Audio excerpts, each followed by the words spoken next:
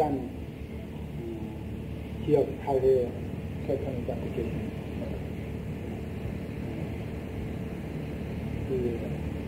지역 사회 문제는 여러분께서 이 지역 사회 교육 문제는 여러분께서 더 전문가이시고 또 저희들은 항상 학교에 있기 때문에 제가 뭐 긴 얘기를 할 게 없습니다. 그래서 오늘은 좀 어제부터 오늘까지 지역 사회 문제, 지역 사회 문제 하위 얘기보다 좀 다른 얘기를 해요. 그래서 저희가 이 기업을 하고 있고 또 우리나라의 경제 전반 문제를 다루고 있는 전국 경제연합회가 거기서 항상 우리 큰 기업인들 하는 얘기 우리가 여러분과 좀 얘기를 하려고 합니다. 그리고 우리나라 기업가는 현 시점에서 무엇을 생각하고 있고 또 어떻게 우리 사회 모든 여러 가지 문제를 보고 있나 하는 것에 대해서 조금이나마 서로 이해가 되는 얘기를 하려고 합니다.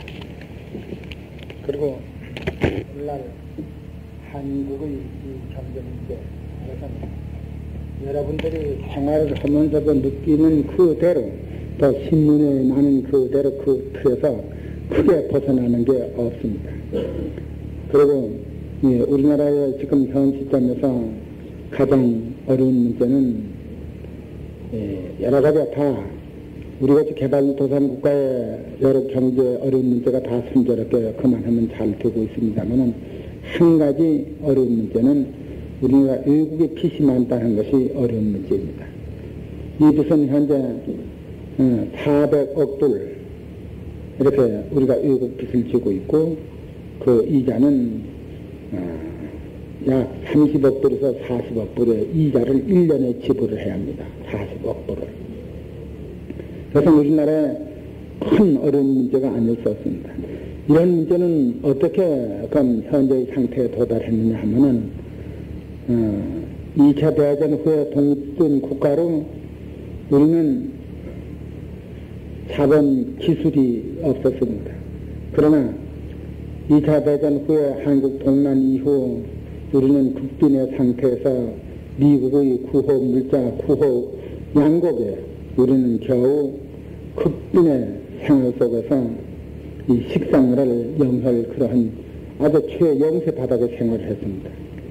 여기서 한국은 어떠한 몸부림을 쳐도 이 극빈에서 벗어나기 위해서 나라는 나라대로 기업은 기업대로 외국에서 돈을 빌려서 철도를 넣고 항만을 건설하고 도로를 건설하고 여러 가지 발전시설, 그 당시는 전기만 해도 16만 킬로와트밖에 없었습니다. 지금 오늘날 현재 우리나라 전력은 1천만 킬로, 약 한 50배 이렇게 늘었죠. 우리 국민생활도 전력을 많이 그렇게 소모하게 됐죠. 그러니까 모든 발전소, 화력발전소니 원자력발전소니 전부 외국에 의존해서 발전소를 짓고 그 동력으로 공장을 돌리고 그리고 국민생활을 개선해놨고 이렇게 했습니다.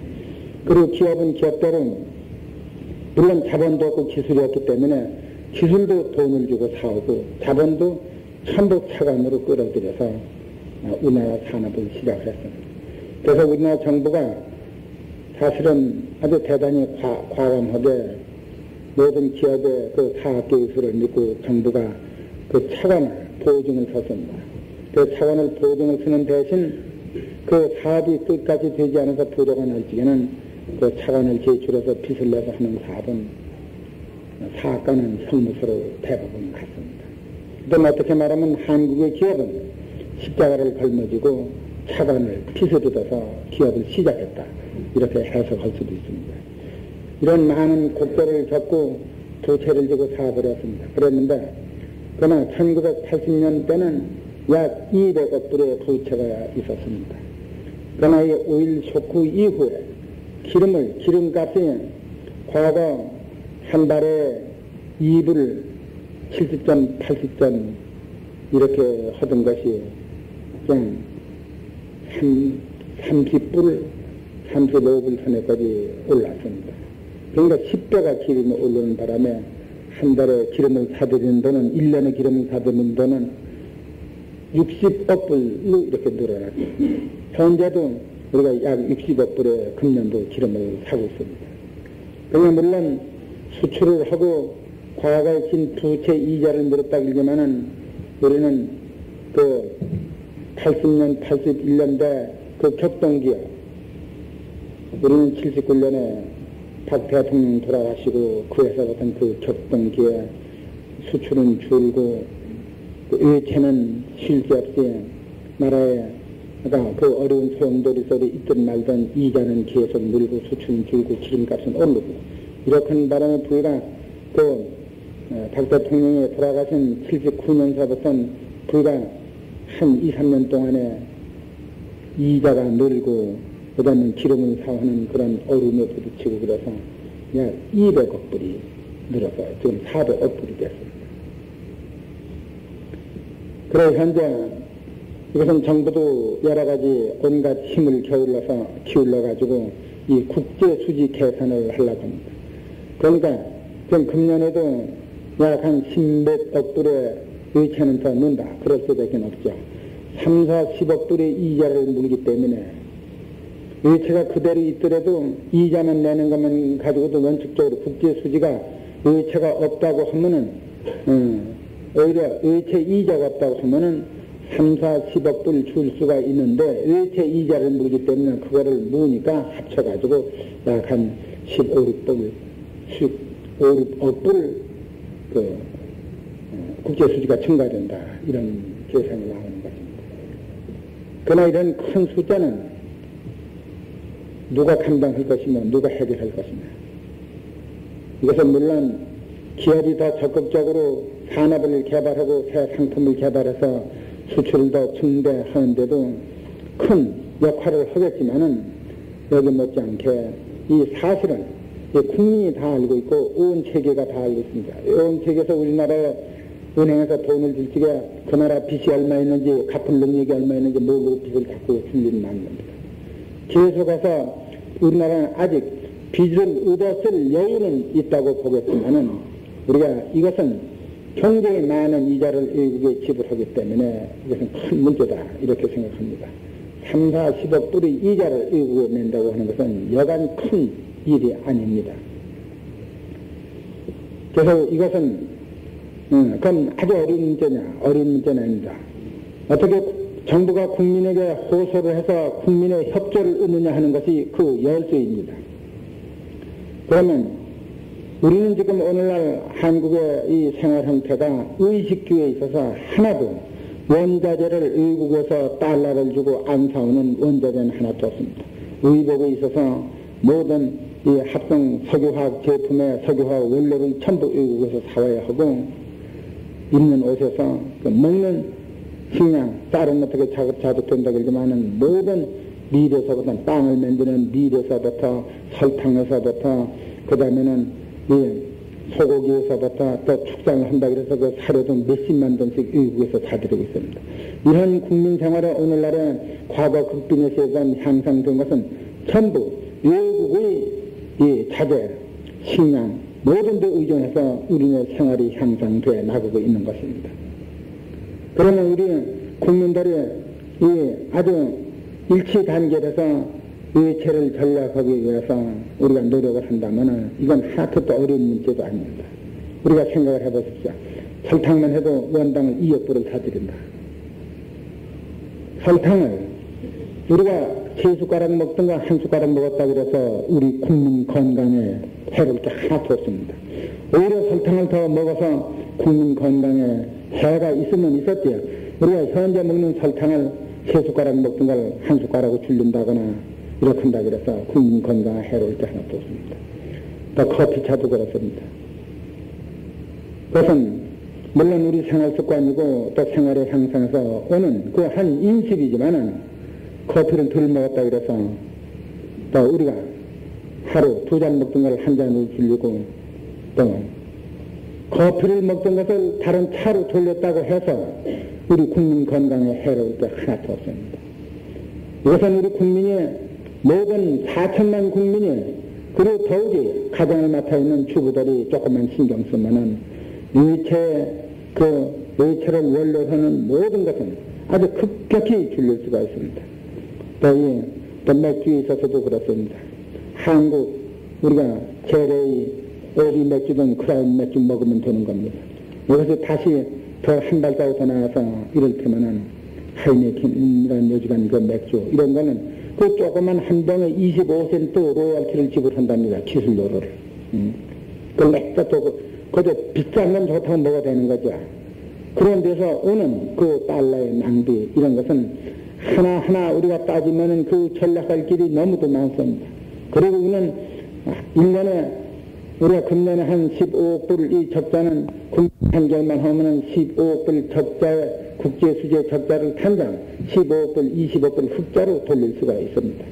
우리는 이 의체를 3억, 10,000불이라도 우리가 누적시켜서는 안 됩니다. 이건 다시 줄여서 돌아가면은 우리는 외국에서 쓰는 이자도 더 좋은 조건에 더 싼 이자로 쓰는 방향으로 돌아갈 수가 있습니다. 그래서 이것은 우리의 모든 국민 하나하나의 이 생활과 이 의체 문제는 직결되는 것입니다.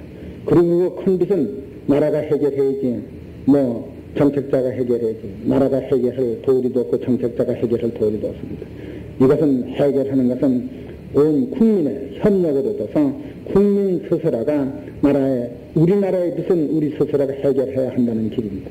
이 빚을 해결하기 위해서 우리가 이 외국의 호기품을 덜 쓴다거나 또는 모든 의식주 생활에 있어서 다소 줄였다 그래서 그 줄린 것이 별로 헛되는 건 아닙니다. 각자가 모든 수입을 아주 극히 줄여가지고 저금을 하고 그 소비를 줄이게 되면은 그 저축은 자기 생활에 도움이 되고 한 걸음 더 나가서 그 저축은 그 나라 경제 산업 발전에 도움이 됩니다.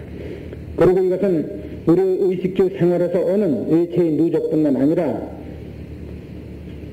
저축이 모자라니까 국내 자금이 모자라니까 외국에서 빚을 얻기가 쉬우니까 전부 그 공장 시설이나 이런 것이 국내의 제품, 국내의 기계로 될 수 있는 것을 국내는 은행에 돈이 없고 자금이 안 돌려지니까 외국 은행에서 돌려서 외국 기계를 사들이게 됩니다.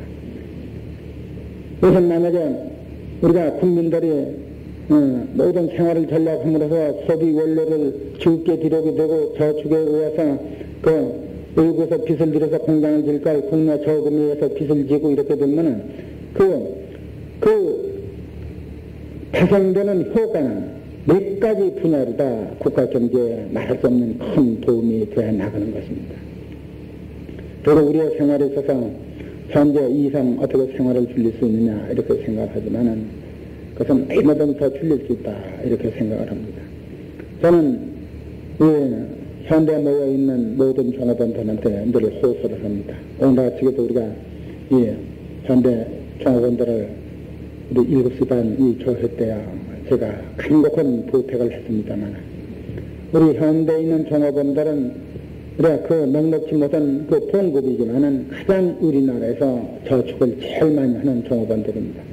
평균 지금 그 받는 봉급에서 30%를 저축을 하고 있습니다. 그것은 나는 좀 더 하라고 하는 거예요. 물론 사연 받는 것도 다 저축을 하고 그렇게 하고 나는 더 저축을 더 늘릴 것을 오늘 아침에도 호소를 했습니다. 확실히 그거는 우리도 과거에 그 어려운 시대를 지냈기 때문에 제가 얘기하는 데서 어떠한 그 어렵다는 반대의 질문을 하더라도 나는 얘기할 얘기거리가 있다 하는 이런 생각을 가지고 있습니다. 그 어떻게 지금 봉급에 저금을 잡고 저축을 하라고 하느냐, 생활을 줄이라고 하느냐, 이렇게 반문할런지도 모릅니다. 그래서 저희도 과거에 우리 현대 일하는 종업원 그 연령 시절에 모두 그 시대 어려운 직장에서 아주 최하의 박봉 생활을 했습니다. 그러나 저희도 그 박봉 생활을 할 적에 지금으로 말하면은 그때 쌀 한 가마값 월급을 받았습니다. 쌀 한 가마값 월급을 받았으니까 지금으로 하면은 한 65,000원 돈 한 달에 월급을 받았습니다. 그리고 그때 우리가 그렇게 월급을 받고 정미소에서 일할 적에도 저축을 했습니다. 그리고 우리는 첫 번에 서울에서 가정을 이루고 살림을 지어도 물론 세 땅을 살면서 그 돈 속에서 사글세를 내면서도 우리는 저축을 했습니다. 그리고 우리는 지금 사람들 그렇게 하라고 하면 안 된다고 하는지 모르지만 확실히 우리가 그 어렸을 때 생각할 적에도 서울에 와서 집을 사고 산다는 것은 불가능하다고 그때 생각을 했습니다. 그 월급이 얼마인데 그걸 그대로 다 평생을 먹는데도 집을 한 채 못 살 텐데 어떻게 먹고 살고 집을 살 수 있냐 그렇게 생각을 했습니다. 그러나 돈이라는 것은 조금 모이면은 아주 빨리 늘어난다 이런 것을 우리가 생활을 해나가는 현실에서 느꼈습니다. 물론 우리는 과거나 지금이나 담배를 안 피웁니다. 왜? 과거는 돈이 아까워서 안 피우고 또 지금은 또 안 피우다 보니까 또 위생에 나쁘다 보니까 지금 굳이 늦게 피울 필요가 없기 때문에 안 피웁니다. 그럼 우리가 생각할 적에 그 박봉을 받으면서 왜 사다가 푹푹 연기를 피워서 내보냅니까? 배도 안 부르는데 응? 가난한 생활 속에서. 그때 물론 과거는 가난했기 때문에 그 한 푼이라도 저축을 하기 위해서 돈이 아까워서 담배를 안 피웠습니다. 물론 우린 그때는 아무리 직장이 멀어도 아침에 일찍 일어나서 1시간 반씩 걸어다녔고 그때는 전차가 오전인데 그것도 아끼느라고 걸어다녔고 그리고 물론 여러 가지 각 분야에 그 아끼는 건 말도 할 수 없습니다. 그 당시는 장작을 이렇게 무연탄을 떼는 게 없었고 장작을 10전짜리를 사다가 이렇게 떼는데 우리는 그 장작을 불을 떼면서 더운 밥은 하루 한 끼를 해 먹었습니다. 그리고 그는 저녁에 살찌게 방을 건행을 하고 해서 저녁에 밥을 해서 한 끼 저녁에 더운 밥 먹고 초반 떠놓고 점심 떠놓고 해가지고 그거는 그러니까 끼니마당 불 때서 더운 밥 때는 그 나무 괜히 있어지고 말이죠. 그렇게 필요가 없기 때문에 그거는 참 무섭게 전락을 했습니다. 그렇게 되니까 우리는 어렸을 적에 가난하게 살 적에 커서 무슨 부자가 된다는 걸 생각도 못했고 지집을 사서 산다는 것도 감히 생각을 할 수가 없었습니다. 그러나 한 푼씩 모이는 돈이 돈만 모여봤댔자 쌀 한 가막 받아서 몇만 원 예금하는 것이 지금 돈으로 그렇지만 그 돈은 우리가 생활에 있어서 조그만 돈은 조그만 신용을 창출시키고 또 건실한 생활은 건실한 후에 또 신용을 배가시켜서 창출한다 이렇게 봐야 됩니다. 우리 생활에 있어서 생활이 알뜰하고 모든 게 규모가 있고 이렇게 하면은 그 사람의 돈만 느는 게 아니라 그 사람의 공신력도 늘어간다. 저 사람은 틀림없는 사람이다. 착실한 사람이다. 이렇게 하면서 돈과 공신력이 늘어서 인간은 자기의 부를 달성할 수 있다. 이렇게 나는 체험해서 느끼고 있습니다. 그건 확실히 그렇습니다. 그리고 오늘날 개인의 생활에 있어서도 그렇고 기업에 있어서도 역시 그러합니다. 기업에 있어서도 오늘날 세계적인 기업이 현금을 벌어서 쌓아서 많았고 세계적인 기업이 될 수가 없습니다. 그것은 착실하게 뭐든지 하면은 조그만 자본이 소생돼가지고 공신력은 기하학적으로 늘어나고 있기 때문에 세계적인 기업이 될 수 있고 세계적인 사업을 할 수가 있습니다. 우리는 조금 뒤에서 잘한 것지만은 현대건설이라는 무체가 있습니다. 현대건설이 우리가 해외에 나가서 참 많은 일을 하고 있습니다. 오늘날도 계약권은 40여 불 가지고 있고 매년 20억 불 일을 소해서 국내 외환에 보탬을 하고 있습니다. 그런데 우리 현대건설이 많은 큰 일을 하려면 40억 불의 공사를 맡아서 일을 하려면 최소한도 10억 불의 운영 자금이 있어야 합니다. 우리 국내 은행이 10억 불을 줄 능력이 없습니다. 때문에 우리는 현대건설이 해외에서 하는 일은 100% 외국의 은행에서 빌리는데 우리나라